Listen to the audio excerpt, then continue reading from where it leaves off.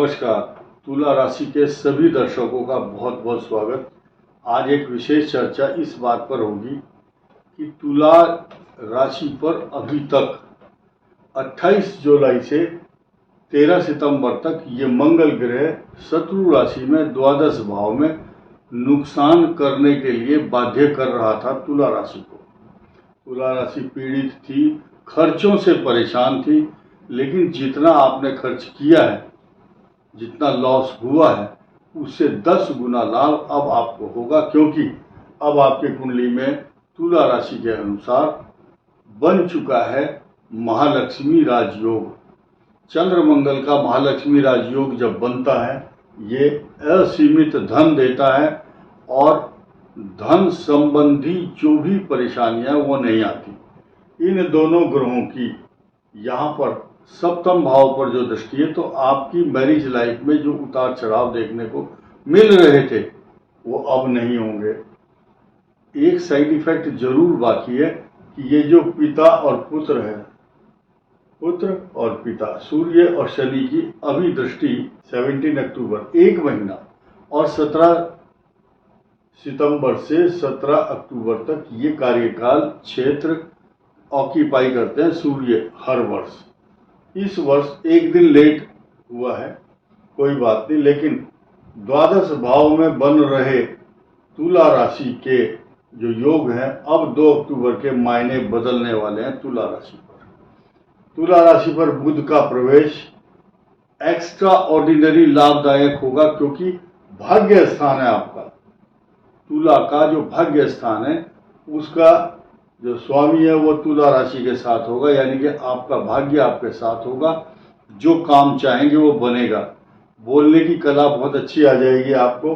जिन बातों को आप अपने भीतर छुपाए हुए बैठे थे, वो आपके उद्गार प्रकट होंगे। आप जहां भी जाएंगे अपनी वाणी से दूसरों को इम्प्रेस करके अपना काम बनाने में सक्षम होंगे। दूसरी बात, आपकी राशि का स्वामी स्वयं नीच राशि में होगा, कन्या राशि में, 9 अक्टूबर से 2 नवंबर तक। फॉर योर काइंड इंफॉर्मेशन, आपकी जानकारी के लिए कहूंगा कि तुला राशि का स्वामी शुक्र जब 12वें नीच राशि में होता है तो असीमित धन लाभ देता है। किसी भी पुस्तक में आप पढ़ सकते हैं। लेकिन जब यहां से गोचर करके तुला में आएंगे, कब आएंगे? 2 नवंबर को। उसके बाद तुला राशि की जो स्वरूप है वो देखते ही बनेगा, क्योंकि इनका स्वामी स्वयं इन राशि पर विचरण करेंगे 2 नवंबर के बाद।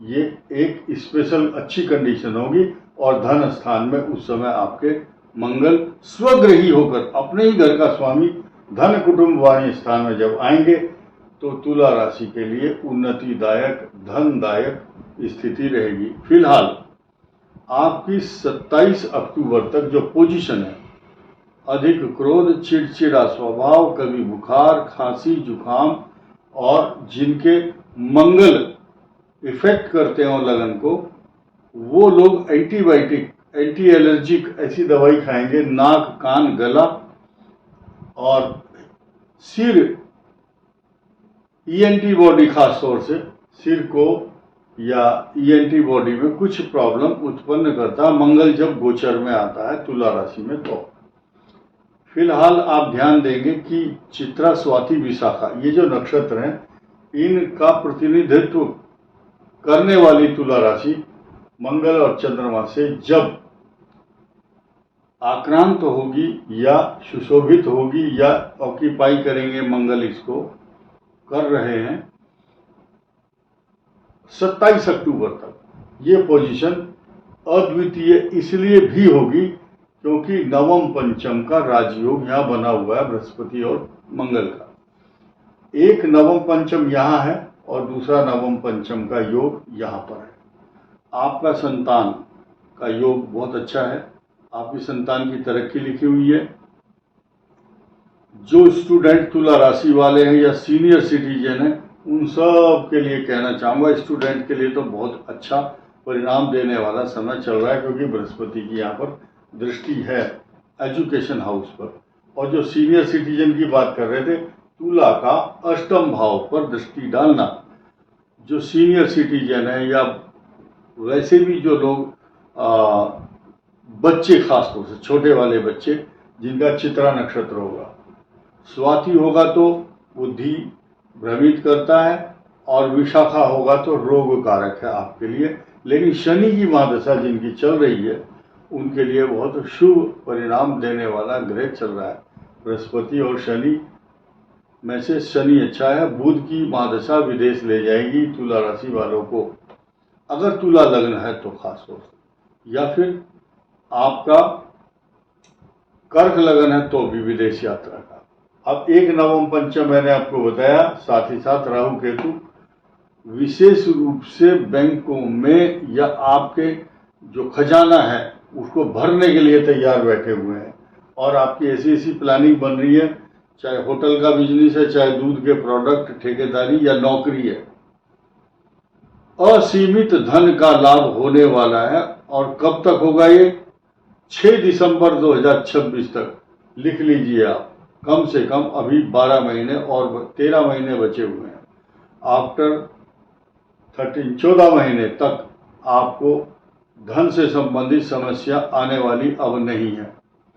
दूसरी बात, आपको जो प्रमोशनल ग्रह अब आने वाले, या दूसरे शब्दों में कहें, 1 नवम पंचम राजयोग ये देता है और दूसरा नवम पंचम का योग फिर बन रहा है आपके पास, और ये 2 बार बनेगा। उच्च राशि में बैठे हुए बृहस्पति का यहाँ पर धन स्थान पर दृष्टि डालना और मंगल का यहाँ अपने ही घर पर स्वग्रही होना, ये भी नवम पंचम योग से कम नहीं है। साथ ही साथ इस शनि को 6ठे भाव में आपका पराक्रम बढ़ाएगा, बृहस्पति की पूर्ण दृष्टि यहाँ पर होगी, और 2 नवम पंचम योग तथा आपके जो समीकरण चंद्र मंगल का महालक्ष्मी राजयोग बना है, ये कोई नकली प्रिडिक्शन नहीं है, असली है।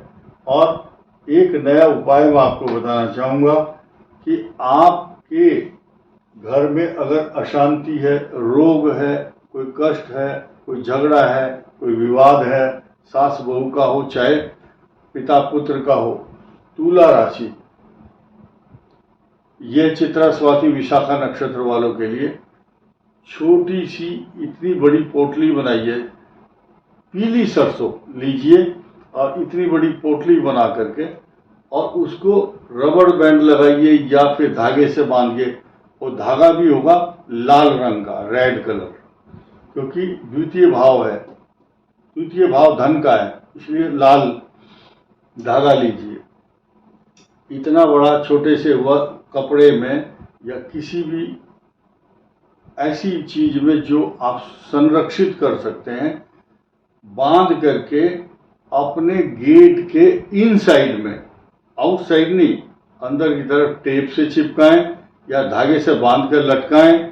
आपके घर में कोई दोष अगर है किसी प्रकार का, पितृ दोष, कालसर्प दोष, नजर का दोष या शत्रुओं के द्वारा किसी भी प्रकार की आपके ऊपर बला आई हुई है, कोई अशांति है, किसी भी कोई भी दिक्कत है, अगर उसको आप जरा सी पोटली बांध करके घर के अंदर की तरफ गेट पर, एंट्रेंस पर लटकाते हैं तो आपके मार्ग में आने वाली बाधाएं नहीं आएंगी। आप जब एंट्री करते हैं तो जाते हैं तो उस सरसों का वहां पर रहना आपके लिए पॉजिटिव रहेगा। आपने चीज ध्यान दी होगी, जब सनातन धर्म के अंदर एक ऐसी पद्धति है, जब दूल्हा शादी करने के लिए जाता है तो उसके हाथ में कंगना बांधा जाता है। कंगना, उसमें चांदी का छल्ला या लोहे का सुपारी होती है और एक पहले चलती थी कौड़ी, कौड़ी सफेद रंग की जो पानी में पाई जाती है। ये सब बैलेंस करने वाले हैं, ग्रह दशा, भूत प्रेत या